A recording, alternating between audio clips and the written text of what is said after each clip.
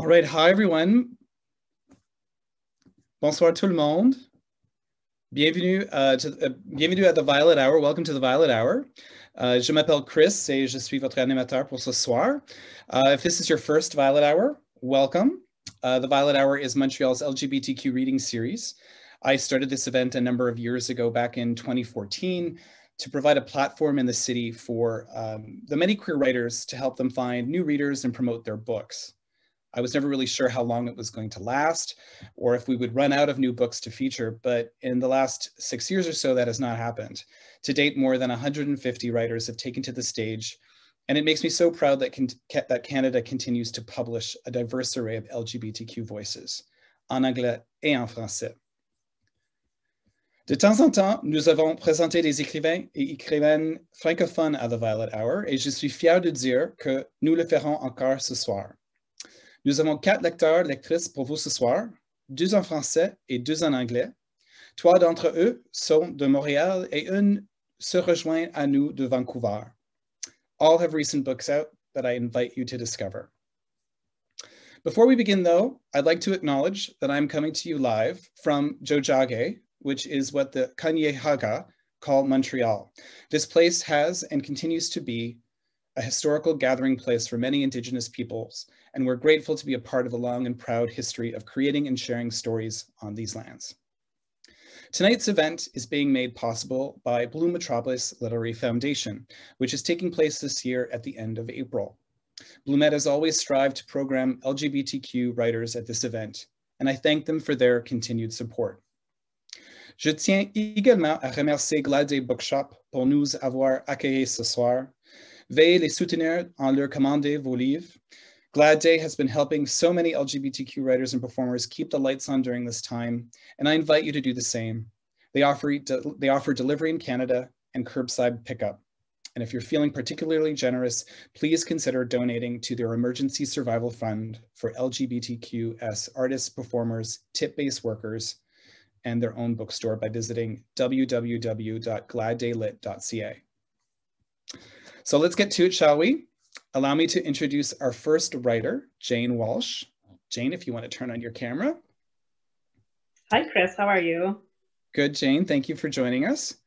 Thank you so much for having me. I'm very excited to be here on the Violet Hour. Jane is a queer historical romance novelist who loves everything Regency. She's delighted to have the opportunity to put her studies in history and costume design to good use by writing love stories. Jane's happily ever after is centered on her wife and their cat and their cozy home together in Canada. Just want to make sure that we're seeing you on the screen here. There we go. Welcome, Jane. So this cat, will we see this cat come across your screen at some point during this performance? You know, the cat has definitely introduced himself into many a meeting over the past year of the pandemic. Today, he's been shut out of the room so that I don't get distracted. All right, so your debut novel came out in November, Her Lady to Love. It was published by Bold Stroke Books. What was the most fun you had writing it? Oh my gosh. Probably anything with like a little bit of like flirtation and gossip. Like I really love all that dialogue.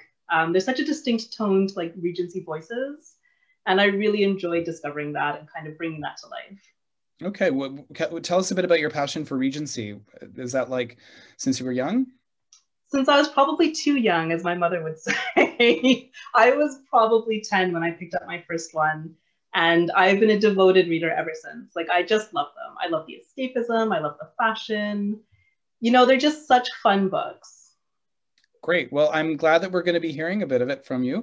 So I'm going to turn it over to you now to read from your book. So thank you for joining us. Please welcome Jane Walsh. Thank you again for having me.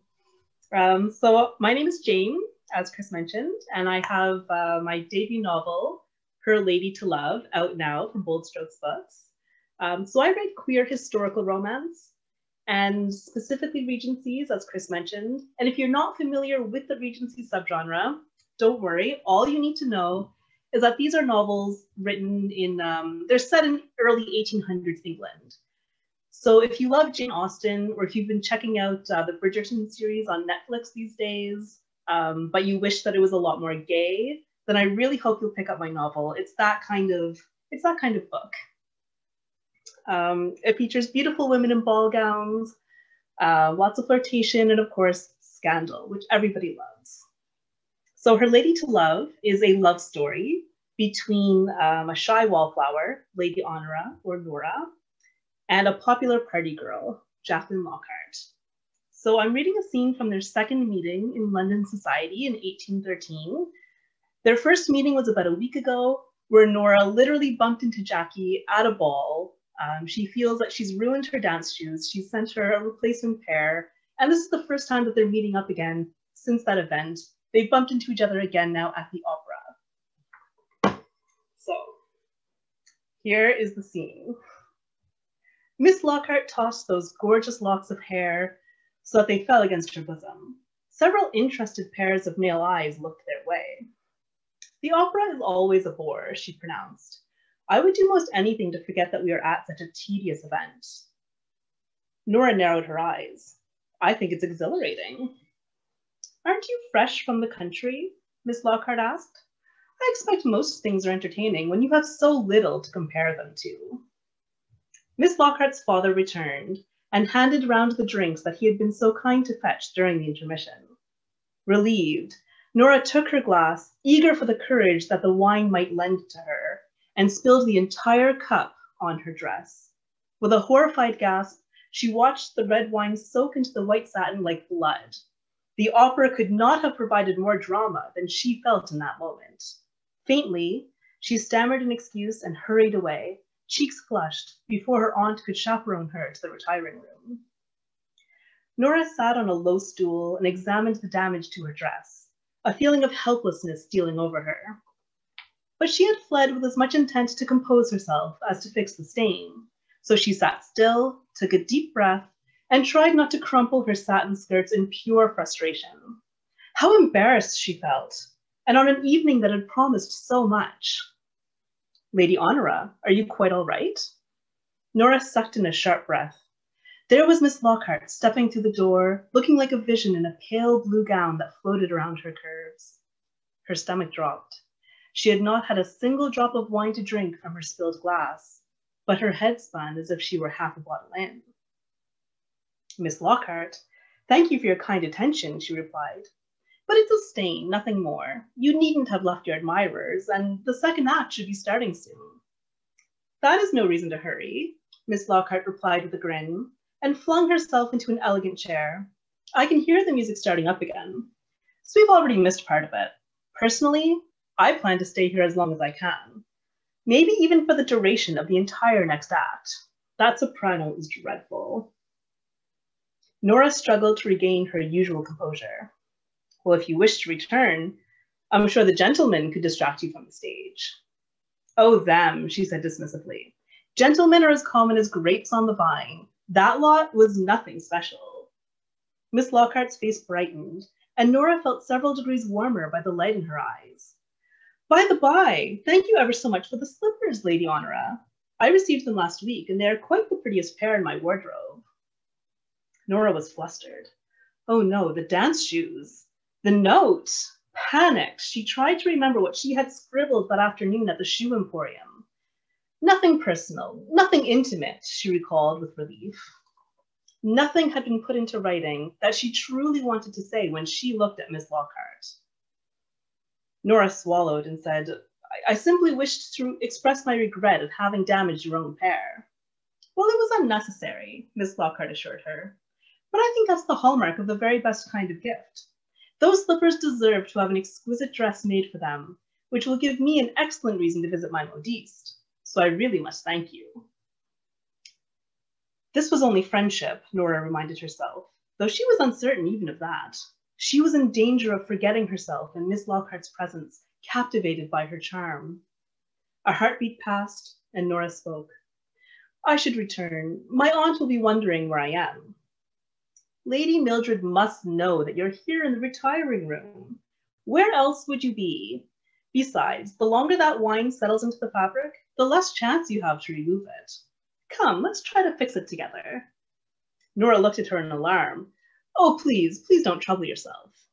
But Miss Lockhart was already applying herself to her supple leather gloves. She worked the pearl buttons free of their looped buttonholes and peeled the gloves from her hands, freeing finger by finger. Nora's mouth went dry at the sight of those beautiful hands, narrow and slender. Her arms were now bare, and Nora wished for nothing more than to trace a finger down one elegant arm. There was a basin of water on a low shelf for washing up. Miss Lockhart reached out her bare hand to clasp Nora's gloved one and pulled her to her feet. She tugged her over to the basin as if her touch didn't crack through Nora with a thunderclap of physical awareness. "I think we shall get the stain out in a trice," she said, and she dipped the fabric in the basin and rubbed at it, bending low over the skirt with industrious effort. Nora looked down at her glossy raven hair, in its elegant array of curls. It was close enough to smell her perfume. Orange blossom. She inhaled, savoring the scent. After a moment, Miss Lockhart looked up.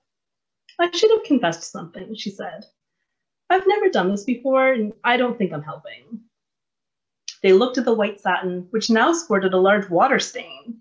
Instead of fading, the red wine spread slowly but surely. They looked at the fabric and then at each other, and all of a sudden, both of them were laughing and laughing. Miss Lockhart wiped tears from her eyes and took a deep, steadying breath. "Well, your maid can spend tomorrow morning soaking your dress, provided that I haven't done irreparable damage, that is." "Well," Nora said, "we should really go now. We've been here long enough, and my aunt will be on edge if I am unchaperoned." Miss Lockhart rolled her eyes. "I'm sure your aunt doesn't expect you to be up to no good in the ladies' retiring room, of all places. We don't need a chaperone here." But the crackle of awareness remained, and they locked eyes. Nora remembered her gaze earlier when they were sitting together during the first act of the opera, and she was quite sure that she was not the only one who felt the pull between them. Thank you. Thank you, Jane. So if you want to find out what happens to Nora and Jackie, pick up Her Lady to Love. And Glad Day Bookshop, as I mentioned, will be selling copies, so you could always order your copies through Glad Day Bookshop. Thank you, Jane. Thank you again. All right, our second reader of this evening, notre prochain écrivain est Vincent Fortier. Je connais Vincent depuis plusieurs années. C'est un grand ami et un écrivain talentueux, curieux de découvrir ce que l'autre a à raconter. Vincent a été journaliste pendant 10 ans et a collaboré à plusieurs publications. Il est aujourd'hui réviseur et traducteur, cultivant toujours sa passion pour l'écriture claire et directe. Amoureux de littérature et d'art queer, de photos et de voyages, son porte de tâche est Montréal, mais il reste souvent le besoin d'aller voir ce qui se passe ailleurs. Phénomène naturel, paru en octobre aux éditions Hashtag, est son premier livre. Bienvenue, Vincent. Allô, Chris. Hi, Vincent. Je suis vraiment nerveux, mais je suis vraiment content d'être là. Oui, merci beaucoup. J'adore votre background. Ton background, c'est très flyé, c'est bien. Merci. C'est des souvenirs de voyage et puis des cadeaux d'amis. Bon, ta première livre était paru dans l'automne. Parle-nous un peu de Phénomène naturel. Oui, ben, comme tu as dit, c'est ça, publié, le voici, publié en octobre aux éditions Hashtag. C'est mon premier roman. Puis pour résumer rapidement, ben, c'est le journal d'une rupture amoureuse. On suit un personnage qui essaie de se retrouver un peu, puis pour y parvenir, il va plonger dans ses souvenirs de l'enfance jusqu'à aujourd'hui. Puis il va plonger aussi dans la psychopop polyamoureuse et puis toutes sortes de records et de faits géographiques un peu clichés qui vont lui permettre de sortir un peu de ses frontières. Bon, OK, mais ce soir, tu as décidé d'écrire quelque chose de nouveau exprès pour ce soir. Quelle était l'inspiration de cette œuvre? Oui, j'avais envie de me mettre au défi un peu. Donc, j'ai décidé d'écrire un texte spécialement pour la soirée. Puis là, je me suis dit, oh mon Dieu, c'est la première fois que je lis enfin à Violet Hour. Il faut que j'écrive quelque chose de vraiment sexy. Ou sinon, au pire, il faut que je sois très drôle. Donc, j'ai décidé d'écrire sur ma timidité. Donc, ben, c'est ça, c'est l'inspiration, c'est mon expérience personnelle, puis l'actualité un peu des dernières semaines. All right. Ben, merci beaucoup, Vincent. S'il vous plaît, tout le monde, on accueille Vincent Fortier. Over to you, my friend. Merci Chris de l'invitation. Vraiment content d'être là. Donc voilà, c'est un texte sur la timidité, puis j'y vais tout de suite. Je suis timide, d'aussi loin que je me souvienne. Au début du primaire, à la bibliothèque de l'école, probablement à chercher un Astérix ou un roman de la courte échelle que je n'avais pas lu, j'ai décidé presque délibérément de faire pipi dans mes culottes. J'étais trop gêné pour demander si je pouvais aller aux toilettes. Mes muscles se sont relâchés, j'ai laissé la piste traverser mes bobettes, couler le long de mes jambes et colorer en bleu plus foncé mes jeans que j'ai changés en rentrant chez moi sur l'heure du lunch, avant de m'installer au sec devant mon grilled cheese et frais de cailloux. Je suis timide, j'ai peut-être joué le jeu. En 6e année, dans la pièce de théâtre de l'école, j'étais incapable de lâcher un cri guttural quand l'infirmière, jouée par la très extravertie Joanie, administrait à mon personnage une injection dans les fesses avec sa seringue surdimensionnée. C'était le grand succès Jean-Michel à l'hôpital. J'étais Jean-Michel. On avait donné le rôle-titre au petit timide. Tout ce qui sortait, c'était une expiration stridente, mais peu convaincante. « T'as pas quelque chose de plus masculin ?» m'avait lancé le prof metteur en scène. Je suis timide, c'est ce qu'on m'a toujours fait comprendre. Je me demande si je le suis parce que c'est ancré en moi ou parce qu'on m'a tellement dit que je l'étais. Timide, gêné, réservé, pogné, discret. Discret, sans doute le mot du lot qui me répugne le plus aujourd'hui et qui me fait éviter toutes les personnes qui se décrivent ainsi dans leur profil Grindr. Dans le dictionnaire, sous le mot timide, qui vient du latin craindre, 1. Qui manque d'audace et de décision. 2. Qui manque d'aisance et d'assurance dans ses rapports avec autrui. 3. Faible, peu perceptible. Ma timidité relève clairement de l'anxiété sociale, car je ne pense pas manquer d'audace dans la vie. J'étais Jean-Michel dans Jean-Michel à l'hôpital, ai-je besoin de le rappeler? Ça m'arrive même qu'on me dise « t'es pas gêné », dans le sens de « t'as du front autour de la tête ». Ma mère dirait « t'es pas achalé ». Peu perceptible, c'est l'image que je me suis fait de moi. En 1 à 1, ça va. J'ai pas l'air timide, même si je mens parfois par omission de peur de bousculer l'autre. Je peux quand même dire ce que je pense. Mon cri est peut-être pas guttural, mais j'impose mes limites à ma façon. Mais aujourd'hui encore, je peux tourner plusieurs fois autour d'un commerce ou d'un bar avant de pousser la porte parce que je sais qu'il y a de l'autre côté des gens que je n'ai jamais vus et qui vont poser leur regard sur moi, qui vont m'aborder. En pleine pandémie, ma timidité devrait être apaisée, non? J'ai plus à choisir entre la contourner ou l'affronter. Dans mon roman, le narrateur dit que les hommes de sa famille sont timides, tous sans exception, que c'est comme une condamnation. On me demande souvent ce qui est vrai, ce qui relève de la fiction dans mon livre. Ça, c'est vrai. Mais donc, ce que ça dit, c'est que soit c'est génétique, qu'on se transmet le gène de la gène de génération en génération, soit c'est une malédiction qui est tombée sur les Fortier.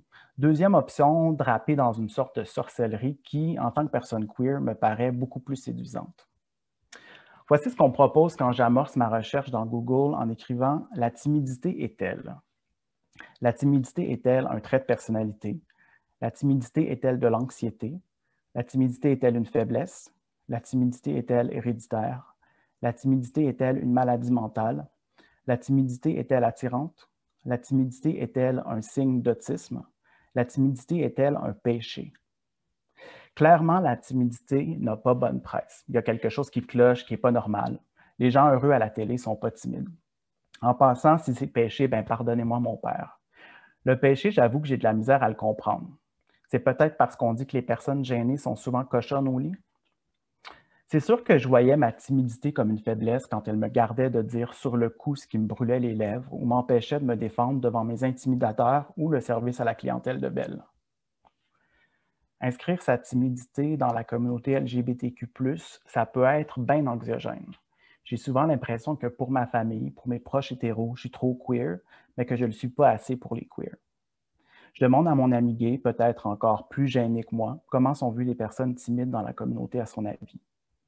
Peut-être comme des gays qui ne s'assument pas, qu'il me répond. Comme si être fif et timide n'allait pas de pair. Est-ce que c'est la malédiction familiale qui a empêché la fée marraine qui rend les queers fabulous et loud de se pencher sur mon berceau? Mes recherches sur Internet me disent qu'environ 30% de la timidité serait innée. C'est bon, les statistiques, c'est supposé rassurer. Que le reste se construit. On vit dans un monde en construction. En fait, on vit dans un monde qui a tellement été construit et construit et construit encore que plus rien ne semble tenir en place.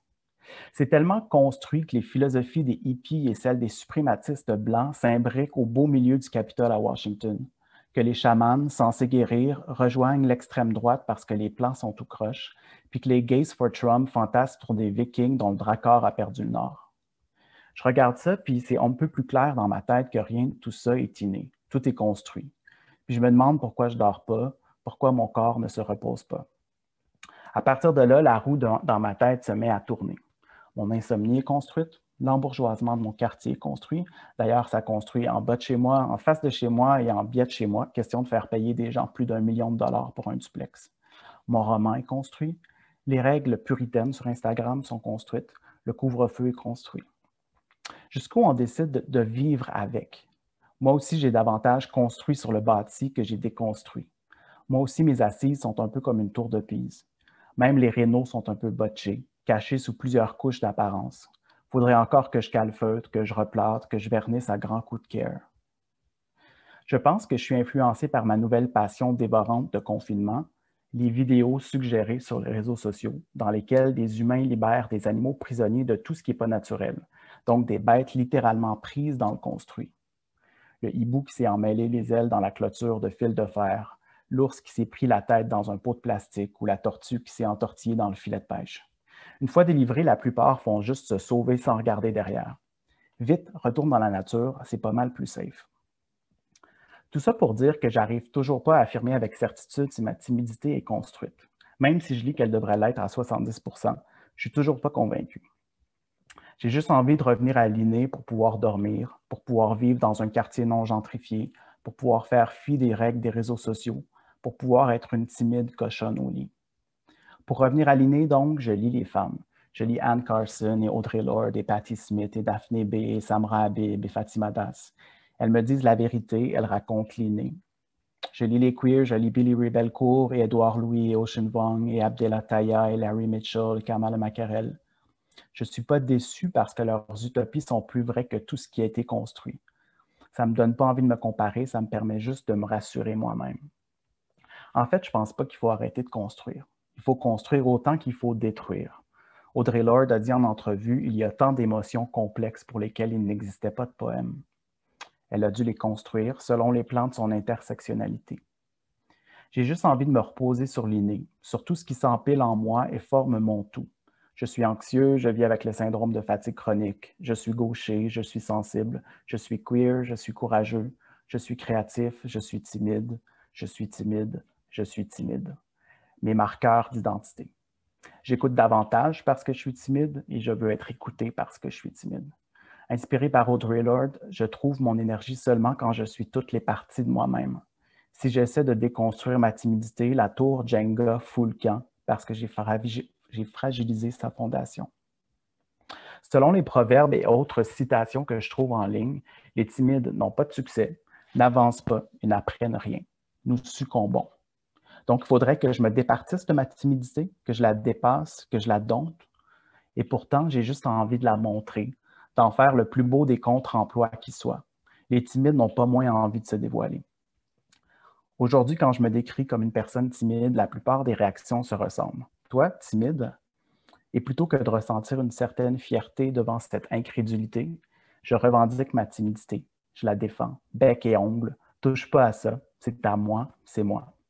Voici mon trait de personnalité, voici mon anxiété, voici mon hérédité, voici ma faiblesse, voici ma maladie mentale, voici mon péché. Merci. Wow, bravo. J'adore. Merci beaucoup, Vincent. Merci, merci d'avoir écrit quelque chose d'original. Merci beaucoup. Comme j'avais dit, son livre Phénomène naturel est disponible. Pas chez Glad Day, parce que Glad Day vend uniquement des livres en anglais, mais je vous invite I can't find the word support, de commander chez Igloo Lyon. C'est une librairie féministe dans les villages de Montréal. Merci, Vincent. All right. We're moving on to Eddy Boudel Tan. Welcome, Eddy. Eddy, if you want to turn your camera on. Bonsoir, Chris. Hello, everyone. Good. Thank you for being here. Thanks for having me.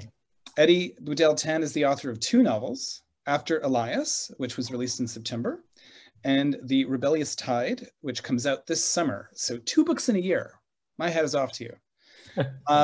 His work depicts a world much like our own. The heroes are flawed, the truth is distorted, and there is as much hope as there is heartbreak. He lives in Vancouver with his husband. So tell me, we've spoken quite a few times over the last year, but maybe just tell the audience tonight, what's it like for you what's the last year been like for you to have your first baby out in the world? How was it like to kind of bring After Elias into the world? Yeah, I'd probably say that these aren't ideal book launching conditions, and of course this past year has thrown a lot of curveballs and challenges, but it's been really exciting, and I've encountered a lot of joy and fun and excitement throughout the process. I'm just really happy that my book is in the world and people are reading it. Every time I see it or spot it online or in a bookstore, the feeling of just happiness never dies. So it's been really good, despite the challenges. Overall, it's been a great experience. So 2 books in 1 year. How did you manage to pull that off? Like, tell us a little bit about like your work ethic, because you got to be dedicated. Yeah, I'm a bit of an obsessive person. So if I get it in my mind that I have a story that I need to write and tell, then that's all I can think about. So yeah, there's a lot of timing and luck involved in this industry, as I'm sure every writer can attest to. So I was just really lucky to find a publisher like Dundurn, who is publishing both books, who really believes in my work and believes in it so much that they didn't decide just to take the first book, but they wanted the second as well. So After Elias is out now, and the Rebellious Tide is coming out in July, which I'm really excited about. Well, hopefully we'll have you back for the Rebellious Tide when that comes out. But I know tonight you're going to read from After Elias for us, correct? I am. All right, so I'm going to turn it over to you. Everyone, please welcome Eddy. All right. So like Chris said, I'm reading from After Elias, and I just realized that the book matches my shirt, which is a little embarrassing. I swear that was not planned. And After Elias is the story of a pilot's last words before he flies an airplane into the sea a week before his wedding day. So I write contemporary queer fiction. This novel centers on a queer couple, 2 very complicated and very different men who are trying to find happiness together. And in the face of this tragedy, the story follows Cohen, the fiance left behind, as he's trying to struggle with the aftermath of this tragedy, trying to make sense of it. And the story really reveals what one learns about themselves when everything is taken away from them, as it does with Cohen. So the reading that I'm going to do is right from the very beginning of the book. Cohen is on this beautiful island where he and Elias were meant to celebrate their wedding. And in a really brief amount of time, he learns that the man he loves has crashed an airplane into the sea. I used to call the shadow my old friend. It seemed less frightening that way. I would say it with a wry smile, but nobody else would find it funny. It's been such a long time since the shadow last came around. I think I've been defriended, I once said to Elias. He just looked at me, unamused. I suppose I've been too busy with wedding arrangements to think much about the shadow. It doesn't like to be forgotten, though. It always lingers nearby. As I arrived at the hotel yesterday, I should have predicted that the shadow would make an appearance. After all, it is an old friend. The terrace bar is different today. I feel it as soon as I step inside. Something foreign in the air greets me like a scent I can't quite place. It's darker here than in the rest of the hotel.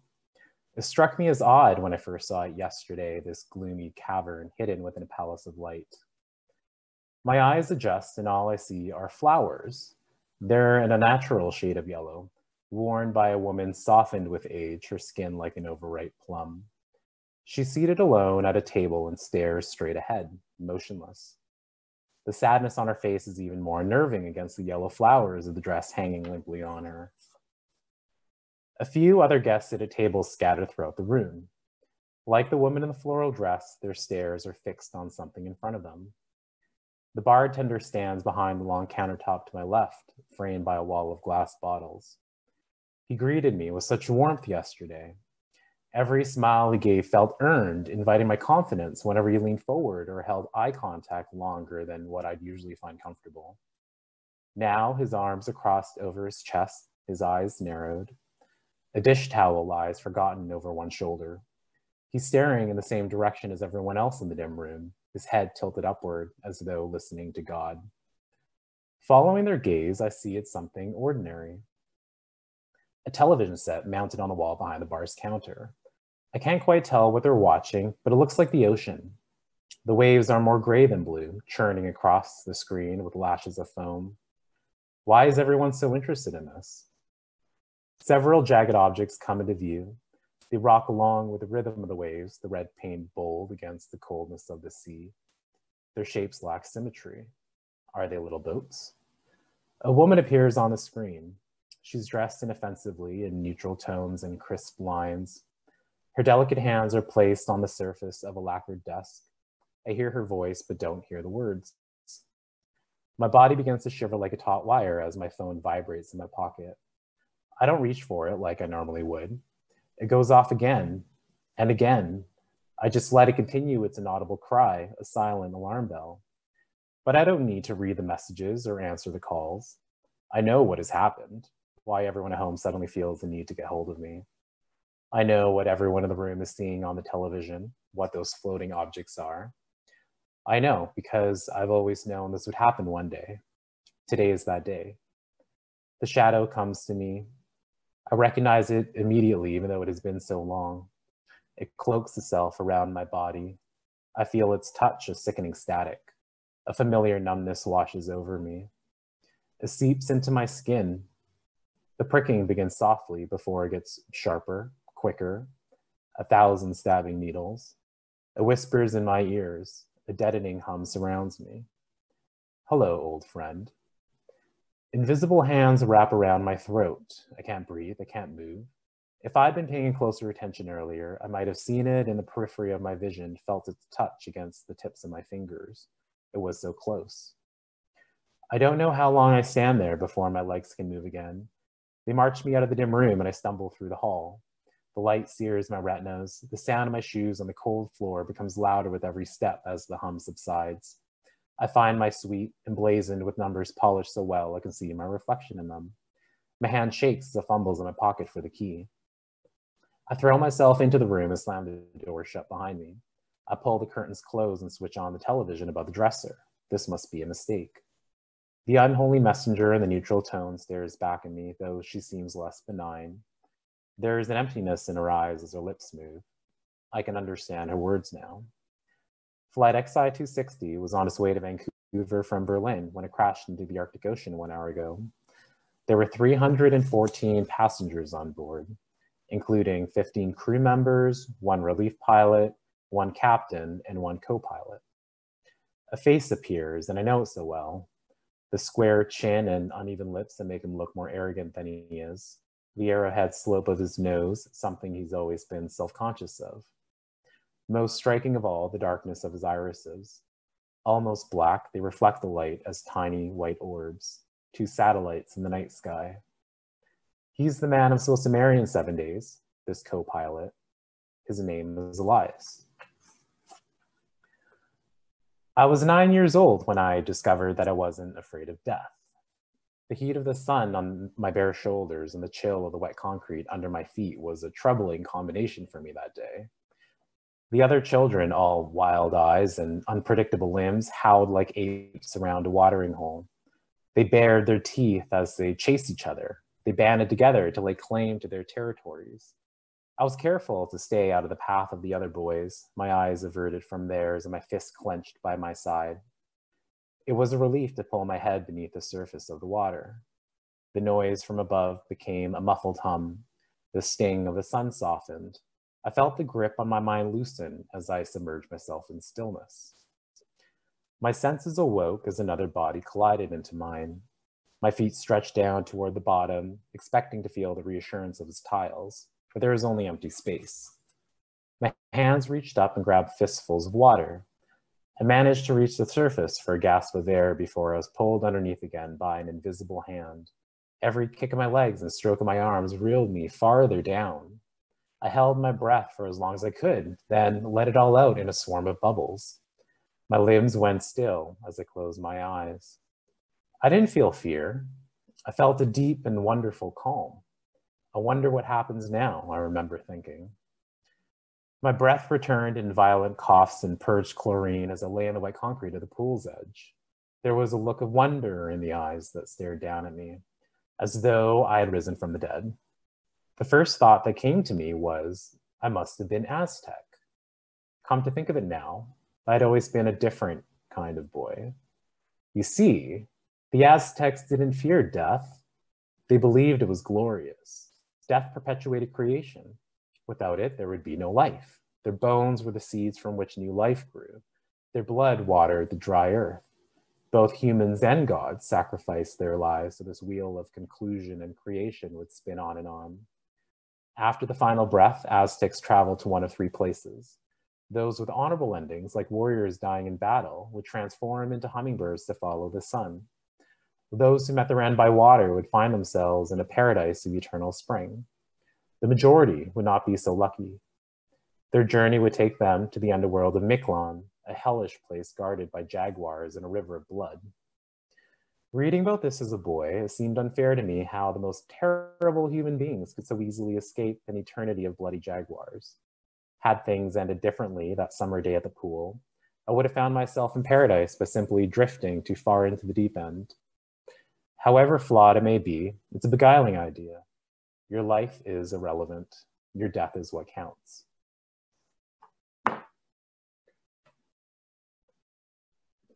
Thank you, Eddy. Thank you, Chris.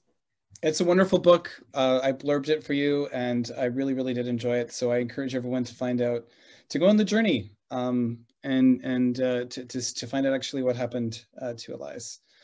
All right. Well, on est presque rendu à la fin. On est rendu à notre dernière lectrice pour la soirée. Notre dernière lectrice est Jennifer Bélanger. Bienvenue, Jennifer. Merci. Let's make sure you're on stage. Allô, voilà. Jennifer, j'ai une très courte biographie pour toi. Jennifer Bélanger est née en 1991 à Montréal, où elle vit toujours. Avec sa livre Mental, elle signe un premier roman remarqué par la critique. Née en 1991, c'est l'année où j'ai terminé mes études secondaires. Bon, ça ne te rajeunit pas, mais ça ne me vieillit pas non plus. Parle-moi un peu, on ne se connaît pas très bien, mais parle-moi un peu de l'année dernière pour toi. As-tu été capable de lire ou écrire beaucoup pendant la pandémie, ou es-tu capable de rester inspiré un peu?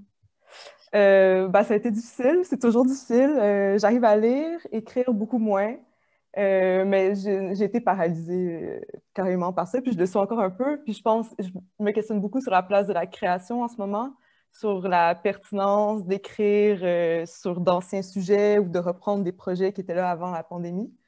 Mm-hmm. Donc, je sais pas, je suis comme dans un entre-deux créatif, là, mais ouais. Non, je comprends aussi. Pour moi, vraiment, j'ai pensé, c'était clair pour moi aussi, pour moi, que la lecture, ça aide beaucoup de personnes. J'ai commencé un club de lecture pendant la pandémie. On se rencontre une fois par mois. Et vraiment, pour moi, c'était, ça m'a sauvé un peu d'avoir un espace comme ça. Parle-moi un peu de Mental, ton premier livre.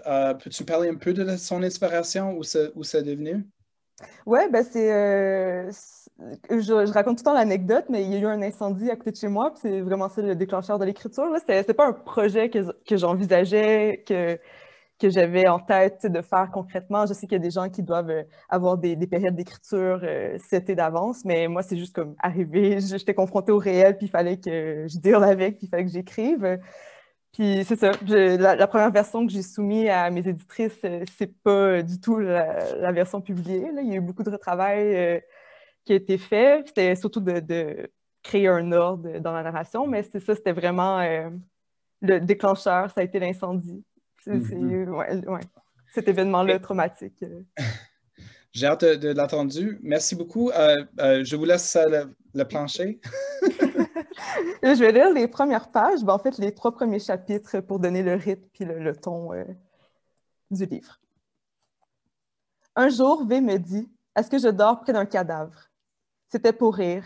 Elle avait dit ça parce que je ne bougeais plus, occupais un petit espace dans le lit, n'osais pas me retourner, provoquer la douleur. Je lui demandais de s'allonger toujours au même endroit, près du mur, comme ça. Je pouvais me coucher sur la tempe gauche. C'est là que la douleur est plus vive, côté cœur, et j'essayais de l'éteindre, cette douleur, en enfonçant ma tête dans l'oreiller.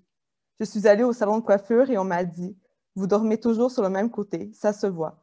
Vos cheveux ont cessé de pousser à gauche. » J'ai lu que les ongles, les cheveux et la peau se dissocient du corps mort après quelque temps. Pendant l'amour avec V, la douleur s'est incarnée. Comme un virus, elle a fini par éclore et se faufiler partout, entre nous, entre chacun de nos gestes. J'ai installé un lit dans l'ancien bureau. Chaque soir, je m'endors loin de V pour protéger son sommeil. Mon corps n'arrive plus à se lever, toujours il veut retourner sous les draps. Je ne puis plus être avec V pendant qu'elle rêve, je n'appartiens plus aux mêmes nuits qu'elle. Je ne puis plus me coller au dos de V, longer sa nuque, sentir ses épaules tombantes, embrasser les vagues que forment ses vertèbres, me concentrer sur chaque petit grain de beauté. Je ne puis plus m'emboîter dans elle, respirer le creux de ses seins, suspendre mes doigts à ses clavicules, puis les descendre lentement jusqu'à son sexe, en contournant son nombril, en sentant son cœur battre dans son ventre chaud. Je ne parviens plus à revenir en moi en m'approchant d'elle. Le soleil entre par les fenêtres, il vient jusqu'à mon visage, ses rayons de lumière s'enlisent sur ma peau. Je vois les particules de poussière danser et rebondir. Tout a l'air si vivant, et je n'arrive pas à bouger, à m'extirper de là, aspirée par le matelas. Je reste des heures, parfois toute la journée. Les jours passent, ils deviennent pour moi des nuits entières à voir le monde répondre au rythme des matières qui s'entrechoquent, qui tombent ensemble. Moi, je suis seule. Je tombe seule. Il n'y a plus rien. Sous moi, aucun tremplin, aucun filet.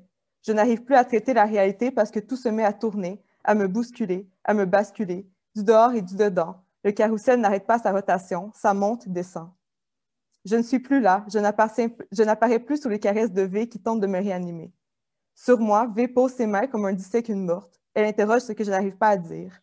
Il lui faut résoudre l'énigme de cette chose qu'elle a sous les yeux. Elle se demande s'il vit ou s'il meurt, ce corps qui grimace, qui monte les dents. Elle prend son pouls. Elle hésite à lui parler, elle ignore avec quel langage, elle se tait souvent. Elle ne le comprend plus. Elle ne sait plus comment le prendre dans ses bras, le bercer et le border, le retenir à un seul morceau parce qu'il se défait au moindre mouvement. Elle ne sait plus quoi faire avec les restes de moi qui traînent partout comme du linge sale. Elle en fait des doggy-bags qui s'accumulent au fond de nos tiroirs. V me dit, les pores de ton corps ont des dents acérées. Le matin, il n'est pas rare que je sois en sueur. Ça sort par mon corps troué, les draps sont mouillés, mon chandail aussi. J'ai froid et chaud, ne sais plus comment me déposer dans le lit, soudainement inconfortable. Une nuit, je me réveille à toute vitesse. Je retiens ma respiration quelques secondes, prise d'effroi. On a chuchoté au fond de ma tête quelques mots. C'est une tumeur qui veut m'avertir de quelque chose, une tumeur oracle. Mes yeux sont restés grands ouverts, longtemps, à fondre le noir, à écouter les moindres signes qui surgissent de l'envers du monde, de la nuit, pour tenter de saisir là où en moi, ça déraille. La douleur réapparaît souvent le soir ou le matin. Alors je dévisse la bouteille d'huile essentielle de menthe poivrée, laisse couler quelques gouttes sur mon index, les applique sur mes tempes, mon front et parfois derrière le cou lorsque je n'ai plus d'onguents au camphre et au clou de girofle. Un rituel. À ces endroits, il n'est plus possible de poser des baisers. Les lèvres sinon deviennent engourdies. La langue ne supporte pas ce goût. Ce n'est pas comme les bonbons sucrés à la menthe. L'essence n'est pas diluée. La langue, mais aussi les yeux, brûlent au contact de l'huile. Ici, dans l'appartement, il y a une odeur qui se rabat sur elle-même. L'odeur est celle d'un corps abattu. On ne diagnostique pas tout de suite cette odeur. Elle se propage davantage au fil des jours, occupe tout l'espace qu'il reste. C'est une aura, c'est plus que ça. Elle entre dans les amours, entre V et moi, partout. Il faut ouvrir les fenêtres longtemps, laisser l'air se vider et se renouveler. Quand je soulève ma peau qui est restée écrasée pendant toute une nuit, ça ne sent pas très bon. Ça lève le cœur même. Je lave souvent les draps à l'eau chaude. Je les lave tellement souvent qu'ils ont perdu leur épaisseur, sont rugueux au toucher. J'y dépose toujours trop de savon pour enlever l'humidité et le plus possible les retailles de mon épiderme mentholé. Impossible. Les dagues gardent en mémoire cette odeur, je crois bien que le matelas aussi. V veut savoir quand et comment les douleurs sont apparues. Je dis du jour au lendemain. Au cinéma, dans des librairies de livres usagés, pendant des quarts de travail, je convulsionne. Mes yeux tracent un angle de 180 degrés, se réfugient à l'intérieur de mon crâne. Je me cogne la tête souvent, mais jamais elle ne fend. Mes doigts s'éclipsent, mes oreilles grésillent. Mes yeux plongent dans un bain de fourmis. Elles grimpent sur moi, je deviens leur terrier. Ça prend dans les tripes, au ventre, et ça monte. Il faut du courage pour enfuir les liquides qui ne cherchent qu'à sortir. Les images autour de moi tournent sur elles-mêmes et mon corps se dépouille, les mains en chute libre, loin des épaules, la tête penchée, les phalanges engourdies, les genoux cassés, la morve au nez, la salive au bord des lèvres, fondue parce que mes canines s'y sont enfoncées, le goût féreux. La première fois qu'on me voit, qu'on m'entend, on pense, cet animal a la rage. Une chienne, par exemple, ça s'abandonne, pas besoin de s'en occuper. Ça dégoûte quand ça se met à baver. Je ne parle plus, j'ai la bouche pleine d'aboiements, j'expulse des petits cris, des jappements étouffés dans mon souffle court, comme une vraie chienne, comme une bonne chienne. Je retrempe mon nez dans la boue, je la renifle, cette boue, à la recherche d'anciens os à croquer. Je me retrouve ainsi dans ce monde, grâce à l'odeur de la mort que je sème un peu partout. Quand je pressens l'évanouissement, j'ai envie de vivre, c'est plus fort que moi. Cette envie-là de ne pas mourir dans le spectacle gratuit de ma honte, admission générale. Je marche à toute vitesse pour m'esquiver, pour me mener en bateau. Je répète, si tu faim, tu ne tomberas pas. Je marche alors comme peuvent courir les chiennes. Allez, ramène la balle, dit-on aux chiennes, et moi je me ramène de peine et de misère. La sueur me ronge le corps, m'irrite. Au début, tout ce liquide me prend par surprise. Je pense qu'il commence à pleuvoir, mais non, ce n'est pas ça. Cette humidité-là est en moi, vient de moi. Ça sort et je ne retiens plus rien, c'est dégueulasse. Je me vide par le front et par les aisselles, un tuyau de plomberie impossible à colmater. Tout retombe d'un seul coup quand je m'immobilise, ça me rince au complet. Je ne parviens pas à sortir de moi. Je suis coincée dans la fermeture éclair de cette chaîne. V demande, est-ce que tu peux t'accrocher à quelque chose dans ce désordre de toi-même? Dis-moi là où tu crois que tout a commencé. Les premières fois que la douleur frappe, je pense je meurs, je pense ça y est, c'est un AVC. Je panique, soulève les bras frénétiquement pour voir, sans arrêt, je les soulève, prends une photo de moi avec un cellulaire, j'essaie de voir si mon sourire est croche, je zoome, je dézoome, je veux voir s'il y a quelque chose d'asymétrique dans mon visage, une paupière trop lourde, un sourire de travers ou je ne sais quoi. Je me mets à parler à n'importe qui juste pour savoir si mon langage est incohérent. Ça ne passe pas, mais je ne meurs pas. Un soir, j'ai demandé à V d'apprendre mon visage par cœur. Il fallait qu'elle sache, si un jour, quelque chose n'était plus pareil, qu'elle m'avertisse. Regarde-moi longtemps encore, s'il te plaît. Je vis en otage, en cage de moi-même, l'amour n'est plus rien. Ce que ça sent, un corps qui met tant d'efforts à savoir s'il meurt ou non. Une fois, c'est V qui a été prise d'une grande fièvre, quelques jours au lit, son corps pâle, texturé de frissons, le claquement de sa mâchoire, le front mouillé, les ganglions qui avaient grossi et les délires, ses rêves qui se déversaient dans le jour. En fait, je ne sais pas si dans cette fièvre, elle pouvait encore rêver. Pendant ces jours, je dormais près de V qui grelottait. J'essayais de la réchauffer. Ce n'était pas assez 2 couvertures. Alors je me déposais sur elle, l'enserrais du mieux que je le pouvais. Tout le poids de mon corps contre le sien qui tremblait et se retournait sans arrêt. Il fallait aller à l'urgence, ne pas trop attendre alors que c'était déjà un peu trop tard. Elle n'avait pas vu les signes, ou oui, les avait vus, mais n'avait pas su comment les interpréter. Je l'ai habillée, j'ai pris un t-shirt noir et des pantalons de sport. Elle a ri jaune quand j'ai enfilé une jupe et un veston, m'a dit que ce n'était pas une tenue convenable pour l'hôpital, que c'était ridicule d'être si propre à côté d'une malade, le contraste que ça faisait, ça rendait son corps à elle encore plus vulnérable. Dans le taxi, elle me répétait de ne pas m'en faire. Ce n'était qu'une infection qui pouvait être traitée, quelques antibiotiques intraveineux et voilà, tout serait réglé, mais moi, je ne savais plus la regarder. Dans son corps, je voyais celui de ma mère. À vrai dire, l'image de ma mère faisait écran. Semblable à une éclipse, elle recouvrait V que j'aimais et qui menaçait de me quitter pour les salles d'examen, pour les mains d'un médecin ganté de caoutchouc. Elle ignorait que c'était moi qui avais peur de la quitter, de l'abandonner dans la jaquette bleue qu'elle venait d'enfiler. En sortant de l'hôpital, on a dormi longtemps, épuisé. On a fait l'amour, encore retiré du monde et plongé dans le sommeil. On s'inventait ainsi, au début de notre histoire, des petites peurs, celle de se perdre puis celle de se retrouver. On ne savait pas gérer cette envie soudaine d'exister quand la passion ouvre subitement le regard. On se sentait comme des chevaux débarrassés de leurs œillères. V et moi, maintenant, on respire cette odeur, la mienne, une odeur de corps enroulé sur lui-même et qui a mal, une odeur qui trahit la transparence de la douleur et qui nous isole, V et moi, chacune de notre côté. C'est une odeur si épaisse et pesante qu'elle se déblace à peine. Elle reste prise au fond du nez et de la gorge, un sirop à avaler de travers. Je lis qu'au bout de 15 jours, le corps mort émet des gaz, du méthane et du dioxyde de carbone. Une fermentation. Voilà. Wow. Bravo. Merci beaucoup, Jennifer. Merci à toi. Merci. Comme j'ai expliqué à tout le monde, on vous demandait peut-être de commander le livre de Jennifer et de Vincent chez Igloo Lyon, la librairie féministe à Montréal. Leurs livres sont disponibles. And also for our English readers, Eddy and Jane through Glad Day Bookshop. Help support them. Merci tout le monde d'être avec nous. You know, like Jennifer had said, it's been a weird year also for me. Usually I would do this event every month, but it was a little bit difficult to kind of pull it together. But new year, new Chris, I'm going to try to do this every month. So merci beaucoup d'être parmi nous. A couple of big thank yous to our let's give a round of applause maybe to our readers, Jane Walsh, Vincent Fortier, Eddy Boudel Tan, and Jennifer Bélanger.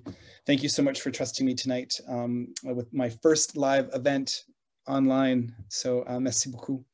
And j'aimerais aussi remercier Metropolis Bleu pour le soutien, and also Glad Day Bookshop. They offer programming throughout the week, so please check out their programming. And I'd like to thank Tiana and Michael for their support as well. I run a newsletter. It's called The Violet Letter. If you want to be kept informed as to LGBTQ literary events in Montreal and Canada, I invite you to sign up. You can sign up on my website, which is www.christopherdiraddo.com. This is the first of 4 Violet Hours that I've planned for the next few months. The next event will be taking place on February 23rd and will feature Chloe Savoy-Benard, Marie-Lou Craft, Russell Brooks, and Kim Ninkuru. So again, thank you everyone. Thank you for joining us. You know, if you enjoyed the readings, reach out to the writers. I'm sure you can Google them and get their information. And thank you for those in the chat who have written and shared your thoughts on tonight. So have a good night. Stay safe, and we'll see you soon. Good night.